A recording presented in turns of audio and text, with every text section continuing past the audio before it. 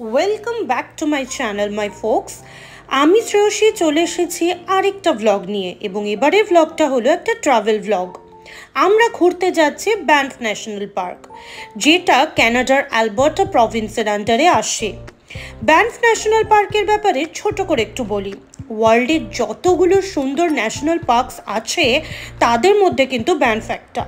In fact প্রতি বছর বিভিন্ন দেশ ও কানাডার অন্যান্য স্টেট মিলিয়ে 4 মিলিয়নের মতো ট্যুরিস্ট এই ব্যানফ ন্যাশনাল পার্ক ঘুরতে আসে। কোনো কোনো বছর অবশ্যই স্ট্যাটিস্টিক্সটা কম বেশি ডিফারেন্ট হয়, বাট খুব একটা ডিফারেন্স হয় না। এই ব্যানফ আসতে গেলে কিন্তু মিনিমাম 2-3 মাস আগে থেকে প্ল্যান করতে হবে, বিকজ সাডেন প্ল্যান করলে প্রপার ঘোরা বা সব কিছু কভার করা কিন্তু যাবে না, এটুকু তো কনফার্ম। আমরা মোটামুটি 11 ঘন্টা ড্রাইভ করে পৌঁছে গেছি রিসর্টে। যদিও 8 PM রিসর্টের রিসেপশন ক্লোজ হয়ে যায়, তাই নোটিশ বোর্ডে আমাদের রুম ডিটেলস এবং কি রাখা ছিল, যেটা আমরা কালেক্ট করে নিয়েছি। আমাদের রিসর্টের নাম হলো Johnson canyon lodge and bungalow, যেটা একদম ক্যানিয়নের সাথে লাগোয়া। কাল সকালে লুকটা বেটার বোঝা যাবে। ওই যে দূরে ছোট ছোট আলোগুলো দেখা যাচ্ছে, ওগুলো সবকটাই আলাদা আলাদা বাংলো। এখানে এক একটা গেস্টকে এক একটা বাংলো দেওয়া হয়। নর্মাল হোটেল এক্সপিরিয়েন্সের থেকে কিন্তু এটা বেশ ইউনিক আর বিউটিফুল। এরকম ক্যানিয়নের গা ঘেঁষে ফরেস্টের মধ্যে একটা বাংলোতে থাকার এক্সপিরিয়েন্স কিন্তু বেশ অ্যাডভেঞ্চারাস। এটা আমাদের বাংলো। এই রিসর্টটার স্পেশালিটি হলো এটা একটা ব্যানফের অ্যাট্রাকশন পয়েন্ট, মানে জনসন ক্যানিয়নের লাগোয়া। তাই একটা অ্যাট্রাকশন আমরা রিসর্টের থেকেই দেখতে পাচ্ছি। প্লাস এদের সার্ভিস এবং অ্যামেনিটিস জাস্ট অসাধারণ। আমরা এদের ওয়েবসাইট থেকেই বুক করেছি, কোনো থার্ড পার্টি ওয়েবসাইট লাইক ভায়াটার বা এক্সপিডিয়া থেকে করিনি। এদের ওয়েবসাইট ডিটেল আমি মেনশন করে দিলাম। এদের ওয়েবসাইট থেকে বুক করায় আমরা একদিনের স্টে কমপ্লিমেন্টারি পেয়েছি। এটা সবসময় অ্যাভেলেবেল থাকে কি না সেটা আমি ঠিক জানি না। এরা কনফার্মেশনের সময় ইমেলে মেনশন করেছিল গেস্টদেরকে টোস্টার আর মাইক্রোওয়েভ অন ডিমান্ড রুমে ডেলিভার করে দেবে। তো আমরাও ব্রেকফাস্টের জন্য মিল্ক, বাটার, কর্নফ্লেক্স এবং ব্রেড ক্যারি করছি বাড়ি থেকেই, যাতে করে আমরা রুম থেকেই ব্রেকফাস্টটা কমপ্লিট করে বেরোতে পারি। শুরু করছি ব্যানফের ফার্স্ট ডে। এটা হলো আমাদের বাংলোটা। একটু এগিয়ে দেখাই। এই যে এই গ্যাপে গ্যাপে একটা করে যে বাংলো দেখা যাচ্ছে, এগুলোই আমি কাল রাতে দেখাচ্ছিলাম, আলো জ্বলছিল এগুলোতেই। এরকম ফরেস্টের মধ্যে থাকার এক্সপিরিয়েন্সটা কিন্তু আমার হোটেলের এক্সপিরিয়েন্সের থেকে বেটার আর ইউনিক লেগেছে। চলো এবার স্টার্ট করি আমাদের জার্নি। গতকাল অনেকটা রাত হয়ে গেছিল বলে আজ আমরা একটু রিল্যাক্স করে উঠে ঘরেই ব্রেকফাস্ট করে দেরি করেই বেরিয়েছি। আজ হালকার উপরেই রাখবো দিনটা, খুব হেক্টিক করব না। এই যে একটু গ্যাপে গ্যাপে এক একটা বাংলো রয়েছে, এটা পুরোটাই কিন্তু এই রিসর্টের আন্ডারেই পড়ে। এখন আমরা রিসেপশন এরিয়াতে গিয়ে ফিজিক্যাল চেক ইনটা করবো, বিকজ কাল রাতে যখন এসেছিলাম তখন আমরা অনলাইন চেক ইন করেছি। আজকে আমরা একটু হেকটিক শিডিউল না রেখে রিল্যাক্স করে ঘুরবো, তাই যে যে 3টে জায়গায় আমরা যাব সেগুলো স্ক্রিনে দিয়ে দিলাম। এই রাস্তাটার নাম হলো বো ভ্যালি পার্কওয়ে। ভীষণ সুন্দর রাস্তাটা, জার্নিটা অসাধারণ। এখানকার ট্যুরিস্ট অ্যাট্রাকশন যে পয়েন্টগুলো, সেগুলোর পাশাপাশি এই ওয়েটা, এই রাস্তাটা একটা অন্য লেভেলের বিউটি অ্যাড করে। রাস্তার পাশ দিয়ে বো রিভার সাথে রকি মাউন্টেন্স একটা আলাদাই মাত্রা এনে দেয় এই জার্নিটাতে। আমরা এখন যেখানে এসেছি এখানে কার পার্ক করে বাসে করে আমাদের লেক লুইস যেতে হবে। ইনফ্যাক্ট লেক মোরেনের জন্যও আমাদের এখান থেকেই বাস ছাড়বে। গভর্নমেন্ট এবং প্রাইভেট দু রকমের বাস আছে। গভর্নমেন্ট বাসের সার্ভিস কিন্তু কোনো অংশে প্রাইভেট বাসের থেকে খারাপ না। প্রাইসের ডিফারেন্স আছে, বাট ডিফারেন্স আরও একটা আছে, সেটা হলো গভর্নমেন্ট বাস কিন্তু তাড়াতাড়ি ফিল আপ হয়ে যায়, তাই সময় থাকতে থাকতে বুকিং করতে হবে, যেটা আমরা আগেই করেছিলাম। তাই জন্য আমাদেরকে প্রাইভেট বাসের টিকিট কাটতে হয়নি, আমরা গভর্নমেন্ট বাসেই আসতে পেরেছি। গভর্নমেন্ট বাসের লিঙ্কটা আমি ওপরে দিয়ে দিলাম। এখন আমরা চলে এসেছি লেক লুইসে। এটাই আমাদের ফার্স্ট লেক ভিউ এই ব্যানফ ট্যুরের। লেক লুইস এবং লেক মোরেন দুটোই কিন্তু সেম ডেতে কভার করা যায় যদি দিন সংখ্যা কম থাকে। আমরা আজকের দিনটা একটু রিল্যাক্স করে কাটাবো, সেটা শুরুতেই বলেছি। তাই আমরা এখন চলে এসেছি লেক লুইসে, কাল যাব লেক মোরেনে।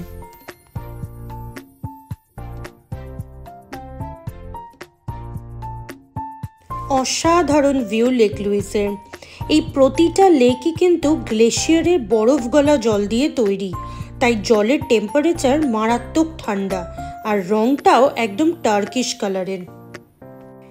এখানে বোটিংয়ের রাস্তা এবং আমরা ভীষণ ইন্টারেস্টেড, তো বোর্ডে এখানে প্রাইস মেনশনড আছে। আমরা 1 ঘন্টার টিকিটটাই কাটলাম। অসাধারণ এক্সপিরিয়েন্স এই বোটিংয়ের। এখানে কানাডা, আমেরিকা এইসব দেশে সামারে বোটিংটা একটা এনজয়মেন্ট সবার জন্যই, আর সেটা যদি এরকম ভিউ আর এরকম লেকে হয় তাহলে তো ব্যাপারটা পুরো জমে ক্ষীর।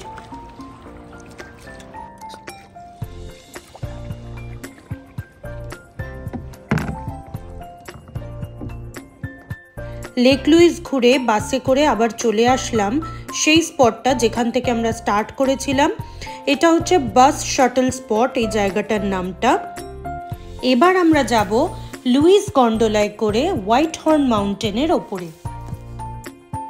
লেক লুইস গন্ডোলার টিকিট আমি যে লিঙ্কের থেকে কেটেছি সেটা আমি এখানে দিয়ে দিচ্ছি। যদিও এই টিকিট এখানে এসে কাটাও পসিবল, বাট প্রি বুক করলে হেডেকও কম থাকে আর লাইনেও দাঁড়াতে হয় না। এখানে 2 রকমের গন্ডোলা আছে, কাভার্ড গন্ডোলা যেটা ইন্ডিয়াতে আমরা রোপওয়ে বলে থাকি, আর চেয়ার কার যেটা আমরা সিলেক্ট করেছি। আমার এই ওপেন পা ঝুলিয়ে চেয়ার কার এক্সপিরিয়েন্সটাই বেশি ভালো লাগলো। নর্মাল গন্ডোলা তো অনেক চড়েছি, অপশন যখন আছে তখন চেয়ার কারটাই বেস্ট টু চুজ। চলে এসেছি হোয়াইট হর্ন মাউন্টেনের ওপরে। এখান থেকে রকি মাউন্টেনের পিকগুলো খুব সুন্দর দেখা যাচ্ছে আর দারুণ ভিউ এখানে চারপাশটায়। রকি মাউন্টেন্সের ব্যাপারে কিন্তু ছোটবেলায় জিওগ্রাফিতে পড়েছি, এখন চোখের সামনে দেখতে পেয়ে দারুণ লাগছে। এখানে উপরে আসার সময় চেয়ার কার থেকে নিচে আমরা বিয়ার দেখতে পেয়েছি, বাট ছবি তোলা হয়নি। ব্যানফে কিন্তু ওয়াইল্ড লাইফ খুব বেশি আর ইজিলি ভিজিবল। ওপরে মোটামুটি 1 ঘন্টার থেকে একটু বেশি সময় থেকে আবার চেয়ার কারে করে মাউন্টেন ভিউ দেখতে দেখতে নিচে নেমে আসলাম। এবার আমরা যাব বো লেক ভিউ পয়েন্ট দেখতে।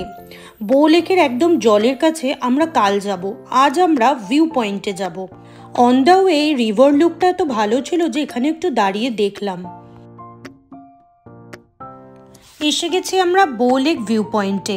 উপর থেকে বো লেকটা জাস্ট দারুণ লাগছে, আর আমরা এসেছি একদম সূর্য ডোবার আগের মুহূর্তে, তাই আরও বেশি সুন্দর লাগছিল জলটা। ফেরার সময় রাস্তার পাশে বিয়ারটাকে দেখে গাড়ির স্পিড একটু কমিয়ে দিয়েছিলাম। এরকম ওয়াইল্ড লাইফ তো খুব রেয়ার দেখা যায়, তাই না? যাই হোক, আজকে অল্পের মধ্যে ফার্স্ট ডেটা বেশ ভালোই কাটলো। আজকে সেকেন্ড ডে আমাদের এই ট্রিপের।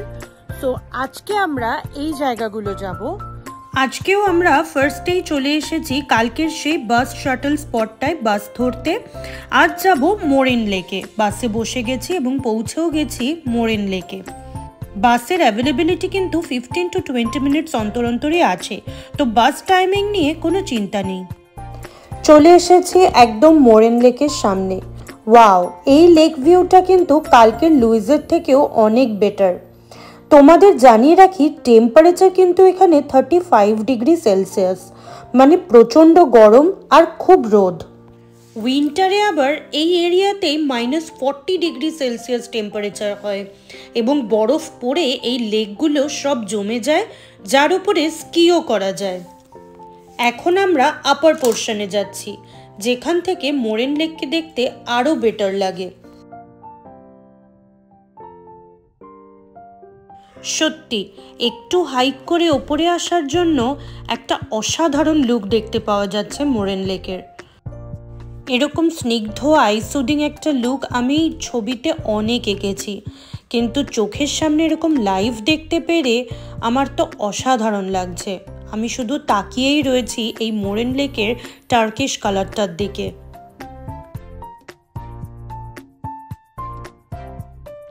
মরিন লেক থেকে বাসে করে ফেরত এসে একটু হালকা লাঞ্চ করে আমরা চলে যাব আজকে বো লেক দেখতে। কাল ওপর থেকে লুকটা দেখেছি, আজ একদম জলের কাছে চলে এসেছি। আমরা যারা 90s-এর কিডস তারা কোই মিল গয়া মুভিটা কম বেশি সবাই দেখেছি। এই জায়গাটাতে একটা গানের শুটিং হয়েছিল, যেটা আমি রিল করেছি।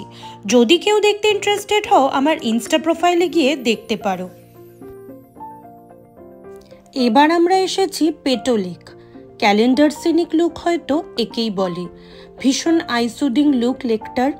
একটু ক্লোজে এনে দেখাচ্ছি কেমনভাবে গ্লেশিয়ারের থেকে বরফ গলে লেকে মিশছে।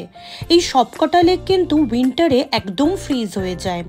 ওটাও দেখার মতোই, বাট তখন এত ঠান্ডা থাকে যে টুরিস্ট কম হয় এবং যারা স্কি করে মোস্টলি তারাই আসে। এবার আমরা যাব বো ফলস দেখতে, বাট রাস্তাটা বো লেকের পাশ দিয়েই, তাই আবার এক ঝলক দেখার সুযোগ হয়ে গেল, আর সাথে এই অসাধারণ রাস্তাটা। চলে এসেছি বো ফলস দেখতে। একটা বিষয় এখানে ক্লিয়ার করে দিই যে বো লেক এবং বো রিভার কিন্তু আলাদা। নামটা বো হলেও রিভার আর লেকের কিন্তু কোনো কানেকশন নেই, কিন্তু বো ফলস আর বো রিভার কিন্তু কানেক্টেড। বো ফলসটা বো রিভারেরই part, but Bo Lake is completely different.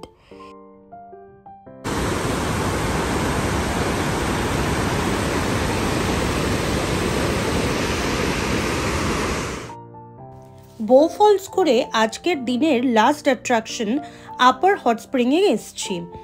ব্যানফের town থেকে 5200 ফিট ওপরে মাউন্ট রান্ডেলের ভ্যালিতে এই হট স্প্রিংটা আছে, যেটা ক্যানাডার সবচেয়ে হাইয়েস্ট হট স্প্রিং। এই হট স্প্রিংটাকে এনজয় করবার জন্য তাকে কনস্ট্রাকশন করে পুল বানানো হয়েছে 1886-এ, যাতে ট্যুরিস্টরা আউটডোর পুলে বসে র্যান্ডেল মাউন্টেন এবং ক্যাসকেড মাউন্টেনের ম্যাজিক্যাল এক্সপিরিয়েন্স উপভোগ করতে পারে। আমি তো জল ভীষণ পছন্দ করি, সেটা হট হোক কি কোল্ড, আই এনজয় আ লট। আর সেটা যদি হয় এত উঁচুতে, তাও আবার পাহাড়ের এরকম ক্যাসকেড লুক দেখতে দেখতে, তাহলে তো বলাই বাহুল্য যে কতটা আনন্দ লাগে। এখন কিন্তু রাত 9টা বাজে, ভাবতে পারছো পুরো দিনের আলোর মতো লাগছে এখানে। এই হট স্প্রিংটা সকাল 10টা থেকে রাত 10টা অবধি ওপেন থাকে, তাই ঠিক রাত 10টা বাজার 5 মিনিট আগেই ওরা অ্যানাউন্স করলো। আর আমরা যেহেতু আজকে অনেক ঘুরেছি, তাই মাত্র 1 ঘন্টায় হট স্প্রিংয়ে থাকতে পেরেছি।